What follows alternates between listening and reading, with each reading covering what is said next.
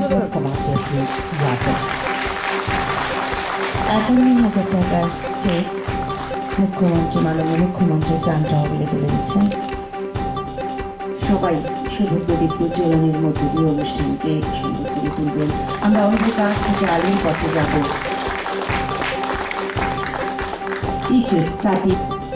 এবার উদ্বোধনী সঙ্গীত পরিবেশন করবেন কৃষি দপ্তরের আধিকারিকরা। Kalau dibecu, ruk barberi ni besar kedua, mereka curi kalau kami besar tentang sah ya parani.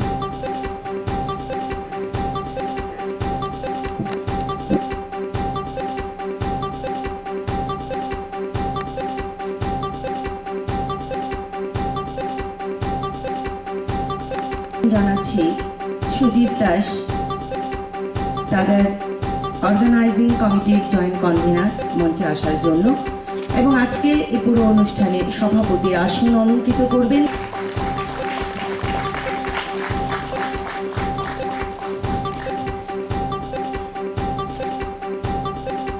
শুনুন, দক্ষিণ ত্রিপুরা ঘুরতে গেলে আমরা সেই সমস্ত সামগ্রীকে নিয়ে আসতাম ব্যাগ ভরে এবং আরাম করে সেগুলো খেতাম। এখন দেখা যাচ্ছে এগুলো আমাদের ত্রিপুরাতেই হচ্ছে, আর তা হচ্ছে মোচা এবং কাঁচা কলার আচার এবং ন্যান্ডান ভ্যারাইটি চিপস।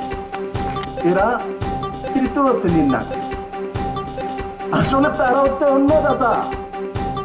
বিপ্লবদের ভাত খেলে এখানে আসবে, রুটি খেলে এখানে আসবে, এখানে অফিসার যেমন সবজি খাবে, ভাত খাবে, তখন গিয়ে এখানে গিয়ে অফিসে কাজ করবে। আসলি অন্নদাতা কৃষকরা, ও তাদেরকে ইনফেরিটি কমপ্লেক্স তৈরি করে দেওয়া হচ্ছে। তৃতীয় শ্রেণীর না, ও তাদের মধ্যে ইনফেরিটি কমপ্লেক্স যদি তৈরি হয়ে থাকে, তাকে দিয়ে আমার এগ্রিকালচার অফিসাররা যারা রিসার্চ করে এক্সপার্ট আছে কি করাতে পারে? অফিসার গিয়ে তো আর ট্রাক্টর নিয়ে নামবে না, হয়তো বা দেখানোর জন্য এইভাবে চালাও ভাই, একবার দুবার দেখাতে পারে। ট্রাক্টর তো ওইকেই চালাতে হবে, স্কিল তো ওর মধ্যে তৈরি হতে হবে, বিশ্বাস তো এর মধ্যে তৈরি হতে হবে। জলের ব্যবস্থা কিভাবে ওকেই করতে হবে। সয়েল হেলথ কার্ডে ট্রেনিং দিয়ে দেবো, সয়েল হেলথ কার্ডে মাটি কোথা থেকে নিতে হবে আর কিভাবে টেস্ট করতে হবে ওকেই করতে হবে। যদি ওকে বলা হয় আর কি সব কি পড়াশোনা যারা নন ম্যাট্রিক দেখি চেক করবো, এই মানসিকতা তৈরি করে দেওয়া হচ্ছে। তার জন্য আমি বলি, ক্লাস 8 পর্যন্ত করেনি ওই ছেলে আজকে 5 লাখ টাকা রোজগার করে।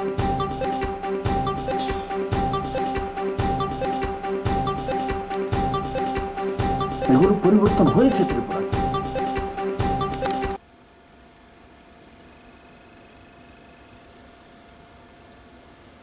নতুন রাস্তা তৈরি করতে হবে। ওদের ট্রেকে কেন যাব? ও চলার রাস্তাই না। আমি প্যাচ শোল্ডার রোড চাই, 2 লাইন রোড চাই, স্টোন চিপস দিয়ে রোড চাই। তা আমি পুরানো ওই কায়দায় কেন যাব যে আগে যে ব্রিক্সের চিপস দিয়ে আগে লেয়ার দেওয়া হবে। এখন ত্রিপুরাতে যে রোড তৈরি হচ্ছে সম্পূর্ণ স্টোন চিপস দিয়ে তৈরি হচ্ছে। ন্যাশনাল হাইওয়ে রোড, পিডব্লিউডি অনেকগুলি রোড, গ্রামে সিমেন্ট পেপার ব্লক দিয়ে তৈরি হচ্ছে গ্রামীণ রোড ছোট ছোট। আগে সিমেন্টের ব্লক আগরতলা শহরে হেরিটেজ পার্কে দেখা যেত, বা আগরতলা শহরে ফুটপাথের আশপাশে দেখা যেত, বা আরবান এরিয়াতে। এখন এডিসি অটোনোমাস ডিস্ট্রিক্ট কাউন্সিলের গ্রামীণ যে পাহাড়ি রাস্তার মধ্যে ছোট ছোট রোড সিমেন্ট ব্লকে, কল্যাণপুরের ভিতরে সিমেন্ট ব্লকের রোড। কেন? কারণ কি আমি যখন দেখেছি জনজাতি এরিয়াতে একটু যে পাহাড়ি এরিয়া ওপর খবর হয়, কেউ যেতে চায় না, ইন্সপেকশনও করে না, কন্ট্রাক্টর ওইভাবে কাজ করে, কোয়ালিটি অফ রোড আসে না। এমনিতে লোকাল হয়ে যদি একটা রোড তৈরি করে 2 বছর টিকে ওখানে 3 মাস টিকে না। তার বন্ধ করার উপায় কি? তার বন্ধ করার উপর সিমেন্ট পেপার ব্লক, কারণ সেটা তৈরি হয়, তৈরি হওয়ার পর মাটিকে বসিয়ে লাগিয়ে দিতে হবে। এখানে চুরি করার কোনো কিছু নেই। তার কোয়ালিটি এখানে টেস্ট হয়ে গেছে। তাকে কেটে দুটা বানাতে পারবে না, লম্বাও করতে পারবে না, ছোটও করতে পারবে না, লাগাতে হবে। আর বড় গাড়ি সেখানে দেওয়া হয় না, ছোট রোড, ছোট ভেহিকেল চলতেই পারে। কমসে কম 10 বছর মেনটেনেন্সে লাগে না, মিনিমাম 10 ইয়ার্স। যদি সে অনেক সময় বৃষ্টি হলো, সেটা নিচে চলে গেল, কিন্তু ভাঙবে না, আবার মাটিটা সিধা করে তার মধ্যে বসিয়ে দেওয়া যায়।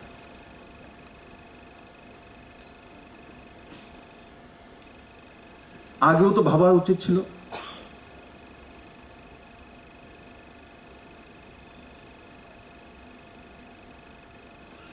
আমি আমার সামনে বসে থাকা সমস্ত অফিসারদের কাউকে আমি জিজ্ঞাসা করব, আমাকে এমন না বাবা স্যার আপনি মুখ্যমন্ত্রী, আপনার সামনে কইলে আবার এসিআরটা শেষ হয়ে যাবে, আসেন যার শেষ করার আপনি আপ শেষ হন।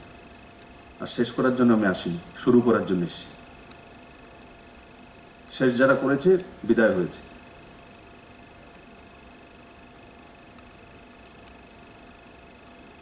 জীবনে নতুন কিছু করা, নতুন কিছু চিন্তা ভাবনা করা।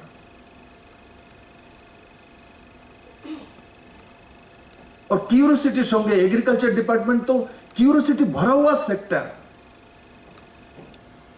পিডব্লিউডি তে ইনফ্রাস্ট্রাকচার একটা বিল্ডিং তৈরি করতে গেলে 2 বছর সময় লাগে, 3 বছর সময় লাগে। তারপর রেজাল্ট দেখে হ্যাঁ এই ইঞ্জিনিয়ার এটা তৈরি করেছে তো। কিন্তু এগ্রিকালচারে 3 মাসের রেজাল্ট নিয়ে আসে, 4 মাসের রেজাল্ট নিয়ে আসে।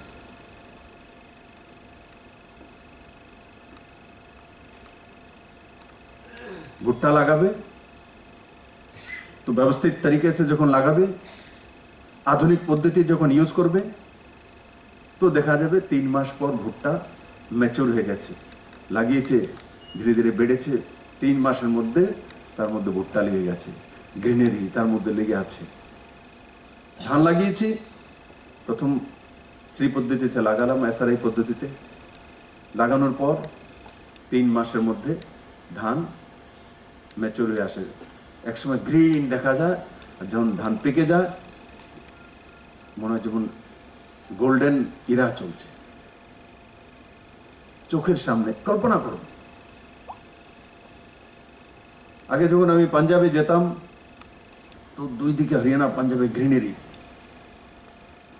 আজ আমার ত্রিপুরা তো কোনো জমি খালি থাকে না।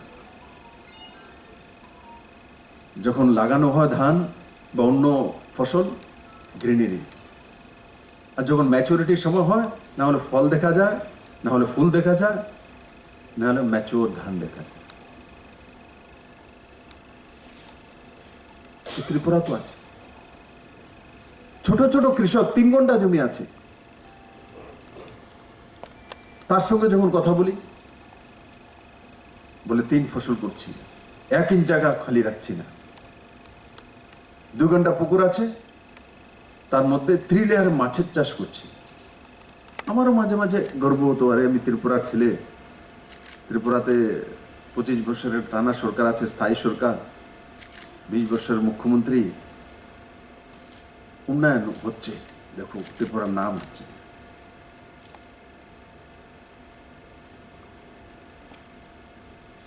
গরিবের সরকার বলতো, ক্ষেত মজুরের সরকার বলতো। আসলে 2015-16-17-তে পার মান্থ কৃষকদের ইনকাম কত ছিল? 6,580 টাকা পার মান্থ।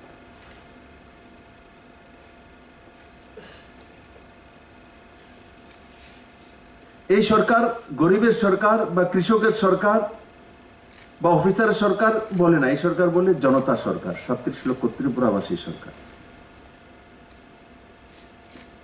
আজকে পার ক্যাপিটা ইনকাম কত আছে পার মান্থ কৃষকদের? 11,093 টাকা, প্রায় ডাবলের কাছে গেছে। 1.5 বছর করোনা কাল ছিল, অফিস কাচারি বন্ধ ছিল, কখনো 50%, কখনো 30%, ধীরে ধীরে নর্মালাইজ।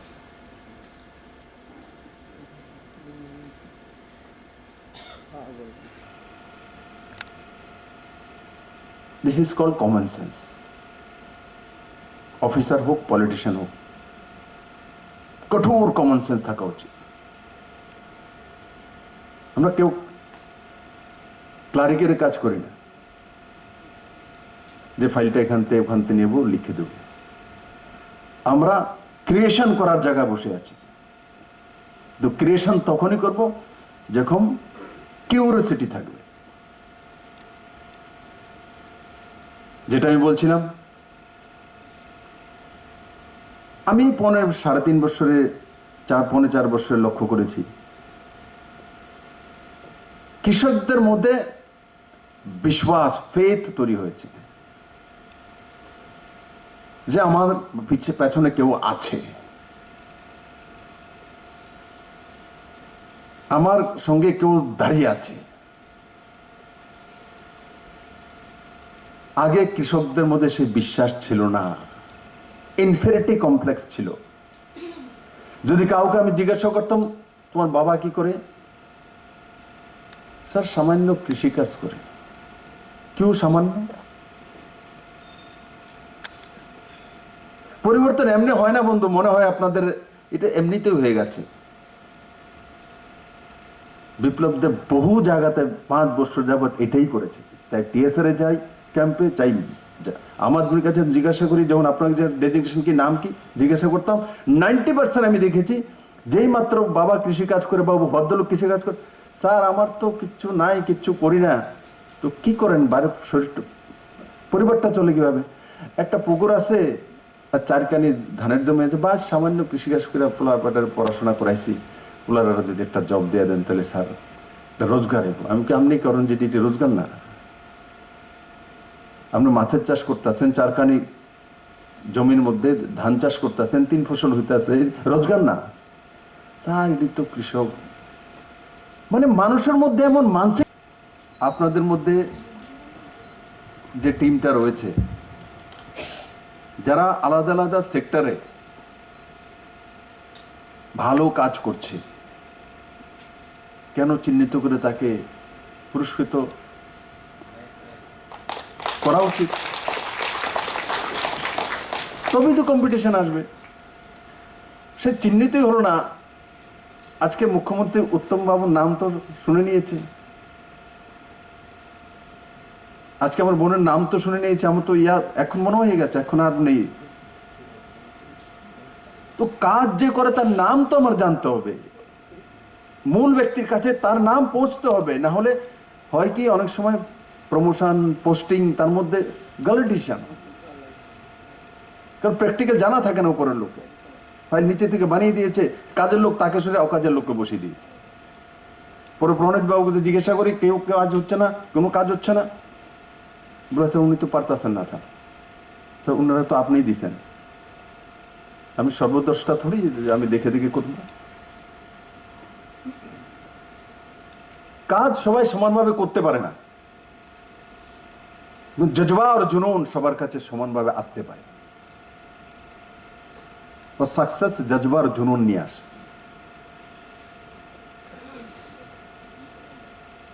মেরিট থাকার পরে যদি জজবার জুনুন না থাকে, সে মেরিট তার কাছে আছে, সে মেরিট পাবলিকের কাছে যায় না, সে নিয়ে বসে আছে। মেরিটের সঙ্গে जज्बा और जुनून ता प्लस होता, तब ये सक्सेस हो।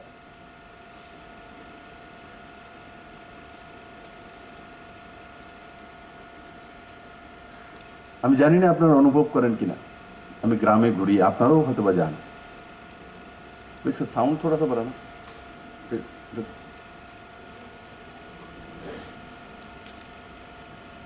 তো গ্রামে কৃষকদের মধ্যে যে দেখি এটা আমাকে বলতে হয়েছে,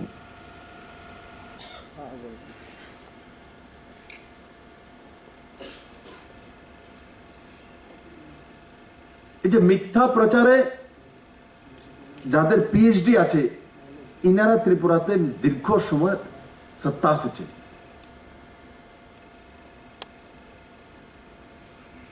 আজও আমি দেখি বাজ আসেনি, অপপ্রচার করবে। মিনিমাম সাপোর্ট প্রাইস 18 টাকা 86 পয়সা থেকে এখন বেড়ে দাঁড়াবে 19 টাকা 40 পয়সা, এখন যে প্রকিউরমেন্ট হবে। কিন্তু গিয়ে কৃষকদের বলবে আন্দোলন করো, বিপ্লবদের 45 টাকা করে আনছে, বাকিটা তোমরা দিতেছে।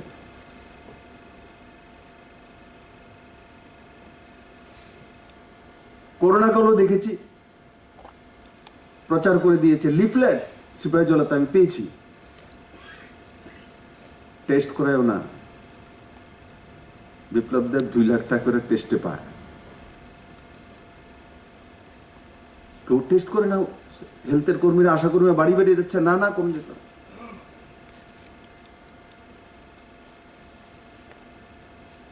জীবন নিয়ে খেলা, তার মধ্যে মিথ্যাচার।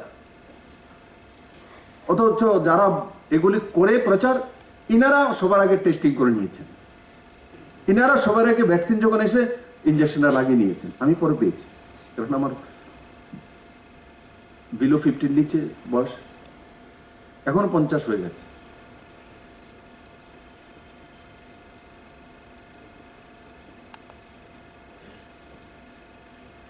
আমি যেমন বলবো এমন করব, এটা হচ্ছে এই সরকারের নিয়ম। আর ওনারা যা বলবো উল্টাটা করবে। তার জন্য আমি 2015 থেকেই ওনারা যা বলতো তার উল্টা দিয়ে যেতাম। তো আজকে এখানে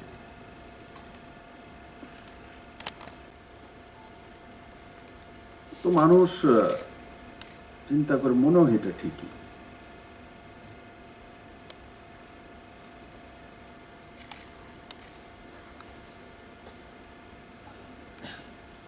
আমরা এমন একটা রাজ্যে, আমাদের জন্মভূমি ত্রিপুরা রাজ্য, কাজ করছি যেখানে লম্বে সময় পারদর্শী মিথ্যা কথক রাজসত্তাতে ছিল। পারদর্শী যেটা আমি বললাম, মাঠে ঘাটে গ্রামে গঞ্জে অফিসে লাঞ্চের সময় ছুটি হওয়ার সময় ও পারদর্শিকতার সঙ্গে মিথ্যে কথা প্রচার করা। আমরা গ্রাজুয়েট এগ্রিবিসির অফিসার, আমরাও তখন কনফিউজড হয়ে যাই। আসলে সত্যিই যেখানে যাই সেখানেই তো এটা শুনি। মোটর স্ট্যান্ড গেলেও সেটা শুনি, সেক্রেটারিয়েটে গেলেও সেটা শুনি, এগ্রিকালচার দপ্তরে গেলেও সেটা শুনি, কৃষক কাজ করছে সেখানে গেলেও সেটা শুনি। প্রায়োজিত তরিকেতে মিথ্যা কথার প্রচার।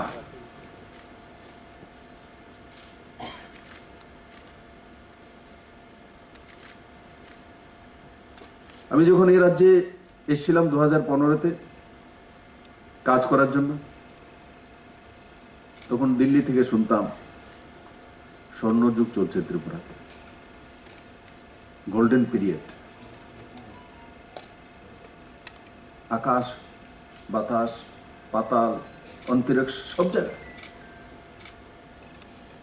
এই পর্যন্ত না পড়া কোনো কৃষক বলছে 3 লেয়ার ফিশারি করছে, ডেকারি করছে, পিগারি করছে, মুরগা পালন করছে, আর সবগুলি থেকে রোজগার করছে।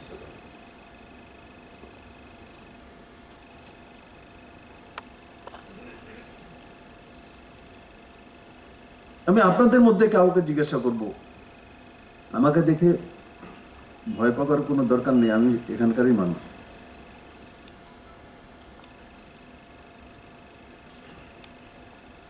দাঁড়িয়ে বলা, আগেও কাজ করেছেন, এখনো কাজ করছে, আসলে কি কোনো পরিবর্তন আছে কিনা কে বলবে কি আমাকে দুইটা উদাহরণ? যদিও আপনাদের তথ্য মোতাবেক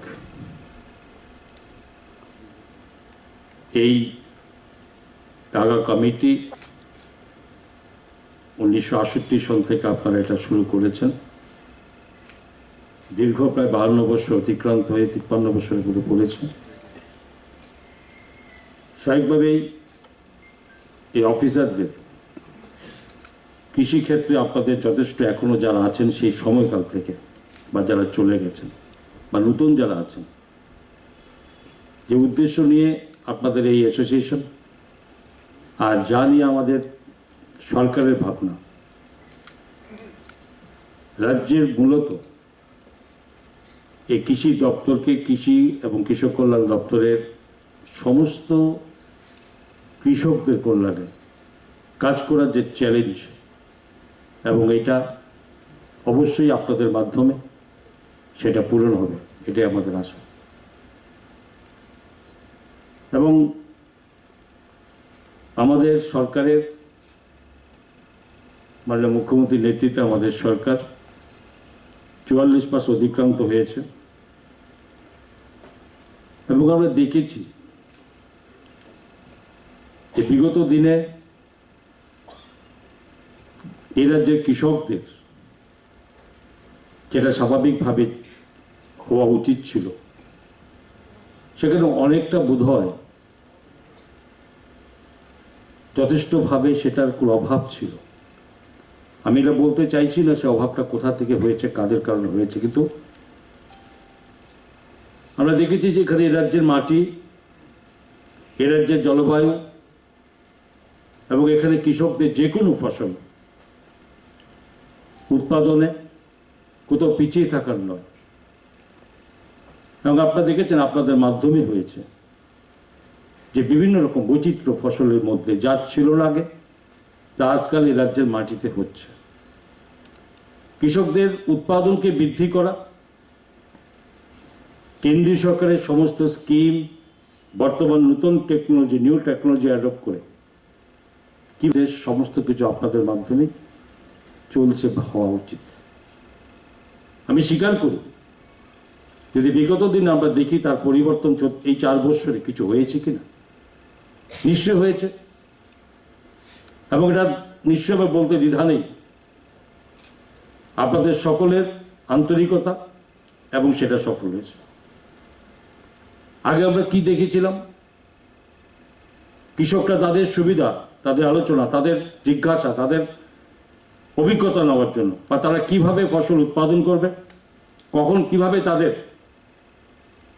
ফার্টিলাইজার বলুন, বীজ কখন কিভাবে তা প্রয়োগ করবে, সময় কখন, কি করা উচিত, তো এই জিনিসগুলো আগে জানার জন্য সেখানে আপনাদের কাছে অফিসে ধর্ণা দিতে হতো।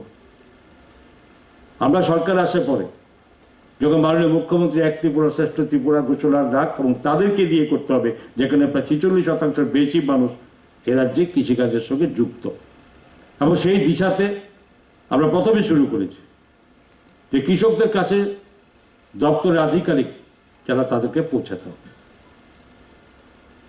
এবং তাতে কি হবে, কৃষকদের সময় বাঁচবে এবং তাদের আগ্রহ বাড়বে। তারা সময় সময় তাদের সমস্ত অভিজ্ঞতা বা তাদের কি প্রয়োজন সেটা তারা উপলব্ধি করতে পারে, এবং সেই মোতাবেক আমরা কৃষক বন্ধু কেন্দ্র খোলা শুরু করেছিলাম। যদিও আজকে রাজ্যে টোটাল আমাদের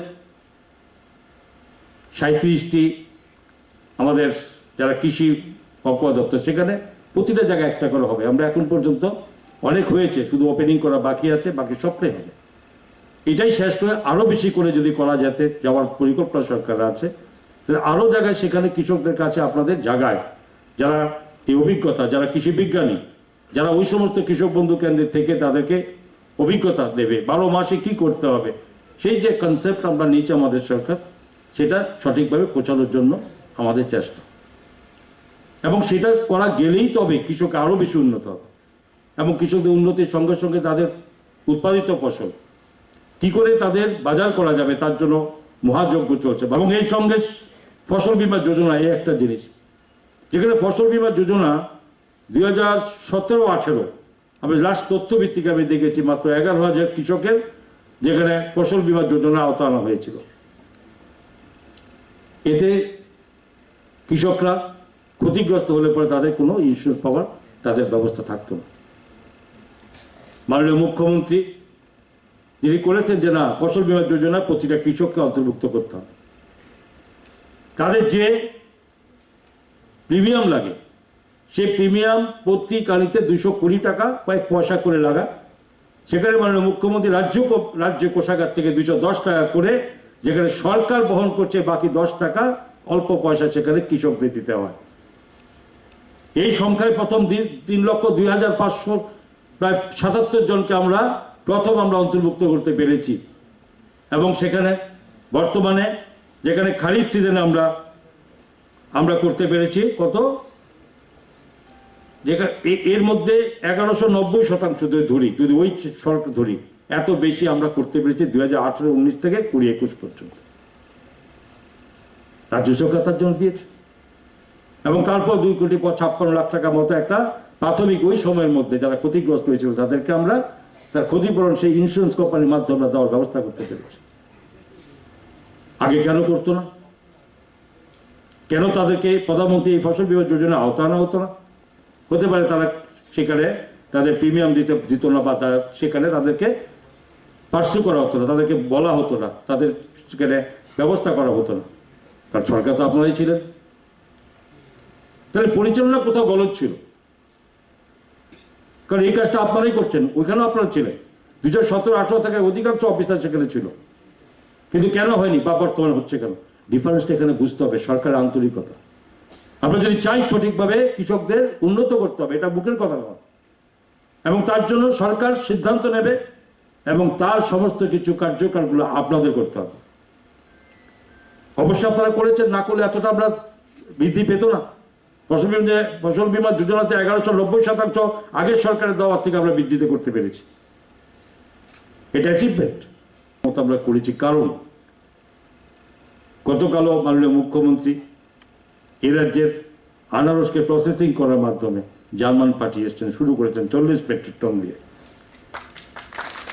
তো আমার বক্তব্য হচ্ছে, আনারসকে আমরা করেছি? আনারস তো আমরা করিনি, আমাদের সরকার ছিল, মানুষ করত, কিন্তু এই উৎপাদিত ফসলকে সঠিক বাজারজাত করা এটা সরকারের দায়বদ্ধতা। আরো উৎপাদন করার সুযোগ করে দেবো, তার বাজার করতে দেবো না, তার বাজারের চেষ্টা করবো না, তো এরকম হলে কখনোই কৃষক দাঁড়াতে পারবে না। প্রধানমন্ত্রীর লক্ষ্য 2022 সাল, যেখানে মধ্যে যাদের উৎপাদন দ্বিগুণ করতে হবে, এই লক্ষ্য মাত্রা নিয়ে সারা ভারতবর্ষে কৃষকদের কিভাবে সুযোগ দিতে হবে, টাকা কিভাবে প্রধানমন্ত্রী কিষাণ সম্মান নিধি প্রকল্প থেকে শুরু করে নতুন টেকনোলজি এফপিও গঠন থেকে শুরু করে সমস্ত কিছু একটা যুদ্ধকালীন পরিস্থিতিতে উনি করছেন, এবং তার ফল আমাদের রাজ্য আমরা করতে পেরেছি। কিষাণ সম্মান নিধি প্রকল্প আজকে 3,35,000-এর মতো, 2,35,000-এর মতো আমরা তাদেরকে দিতে পেরেছি। প্রায় 361 কোটি টাকার উপরে আমরা তাদের লতে এসেছি। কিন্তু প্রশ্ন হচ্ছে, এর জন্য আমি অবশ্যই ধন্যবাদ তো অবশ্যই মাননীয় মুখ্যমন্ত্রীকে দেবো, এই কারণ উনি সমস্ত অ্যাডমিনিস্ট্রেশন, যেখানে সমস্ত ডিএমদেরকে বলা হয়েছিল যে যদি কোথাও থাকে কোনো পেপার থাকে তা 24 ঘন্টার মধ্যে সেই কাগজ করে দিতে হবে, যাতে কোনো কৃষক না বলতে পারে সে কাগজে দৌড়তে হচ্ছে, বারবার যেতে হচ্ছে। অনেকের পিতামাতার নামে থাকে, তাকে সেখানে ডিমার্কেশন করে তার ভাগ করে সেই পর্চা বের করে দেওয়া, এই সমস্ত কিছু কিন্তু যথেষ্টভাবে অ্যাডমিনিস্ট্রেশন করেছে। এবং অবশ্যই আপনাদেরকে ধন্যবাদ দেব যারা এর সঙ্গে লেগে থেকে যে প্রত্যেকটা কৃষকের সমস্ত বায়োডাটা নিয়ে সেগুলো যথাসময় করার জন্য আপনারা চেষ্টা করেছেন বলে আজকে 2,35,000-এর উপরে কৃষক আমরা আজকে এখানের মধ্যে আমরা করতে পেরেছি। আরো আছে, যদি এখানে বর্গাদার যাদের নাম অন্তর্ভুক্ত হবে না, যাদের পেপার শুদ্ধ করতে পারেনি তাদের হবে না, নাহলে এই সংখ্যা আরো অনেক বেড়ে যেত। নিশ্চয়ই করেছেন, আমাদের অফিসাররা করেছে। এবং এই সঙ্গে ফসল বীমা 3.5 ইয়ার্সে যতগুলো স্কিম নিয়ে আমরা কাজ করি, একটা কৃষককে যদি আমার ইচ্ছে থাকে ওকে বসিয়ে রেখে জমিদার বানাতে পারি স্যার আমি, কারণ আমার 31 ইয়ার্স জব অলরেডি ডান। 3 বছর বাদ দিলে 27 বছরে এত স্কিম ছিল না। এবং সবচেয়ে মজার কথা হচ্ছে 3 টায়ার সিস্টেমগুলো এত সুন্দর করে কাজ করছে। আগে সয়েল হেলথ ক্যাম্প কী ছিল, সয়েল হেলথ কার্ড কী ছিল আমরা দেখেছি, but I can assure you sir, এখন সয়েল হেলথ টেস্টও হয়, টেস্টের পরে সেখানে রিকমেন্ডেশন থাকে যে এই সয়েলে কি নেই যার জন্য তোমার প্রোডাকশন কমছে, সেটার জন্য 2,500 টাকা করে প্রদর্শনী চাষের জন্য সেই সয়েলটাকে অ্যামেন্ডমেন্ট করার সুযোগ হচ্ছে এবং প্র্যাকটিক্যাল গ্রাউন্ডে আমরা করছি। এবং সবচেয়ে বড় কথা হচ্ছে যদি একটা কৃষকের একটাই চাহিদা থাকে যে আমাকে টাকা রোজগারের পথ দেখান, সেইটা এই 3.5 বছরের প্রত্যেকটা স্কিম বারবার জানান দেয় যে প্রত্যেকটা স্কিমের সুযোগ তুমি নাও, মেশিনারিজের সুযোগ তুমি নাও, তোমার কস্ট অফ কাল্টিভেশনটাকে কমিয়ে দাও। আগে যেটা 7,000 টাকা কস্ট অফ কাল্টিভেশন হতো, আজকে যেটা হচ্ছে 3,500 টাকা। আগে যে লাভটা 7,500-এর জন্য 15,000 টাকা হতো, সেটা হচ্ছে 18, ওখানে 3.5, এখানে 3, 6,500 টাকা এমনিতে তার বোনাস ইনকাম হচ্ছে। This is my practical experience sir. Thank you sir. নাম বলা। Sir doctor Uttam Shah sir, Mohanpur superintendent agriculture. Thank sir you. আর ডেজিগনেশন পেলে আমি doctor Banashree Roychowdhury, assistant director. আমি soil health card, soil health management scheme দেখি। আমরা আগেও কাজ করেছি, এখনো কাজ করছি স্যার, কিন্তু স্কিমগুলি খুব সুন্দর স্কিম এসছে এখন। এই স্কিমটা সয়েল হেলথ কার্ড স্কিমটা আমি দেখি, ওইটা যেটা উত্তম সাহা বলেছেন যে এটা প্রধানমন্ত্রী নিজে এটাকে সুপারভিশন করেন, এবং এটা এত সুন্দর একটা স্কিম যার দ্বারা প্রতিটা ভিলেজের আমরা ম্যাপ তৈরি করতে পারি, what is the nutrient status of the soil, যেটা কিনা ফার্মার্সকে হেল্প করবে এবং টেকনোলজিস্ট যারা আছে ওদেরকেও হেল্প করবে, কিভাবে ফার্মারকে গাইড করবে কোন ফসল করতে পারবেন উনি এই জমিতে, এবং অধিক উৎপাদন করার জন্য সঠিক মাত্রায় কতটা উনি সার দিতে পারেন। এইভাবে স্যার আমি যেহেতু এই স্কিমটা দেখি, আমি এই স্কিমটা সম্বন্ধেই বললাম। It's a very nice scheme, যদি আমরা প্রপারলি করতে পারি এটা অবশ্যই আমাদের কৃষকদের একটা বুনিয়াদ হবে স্যার।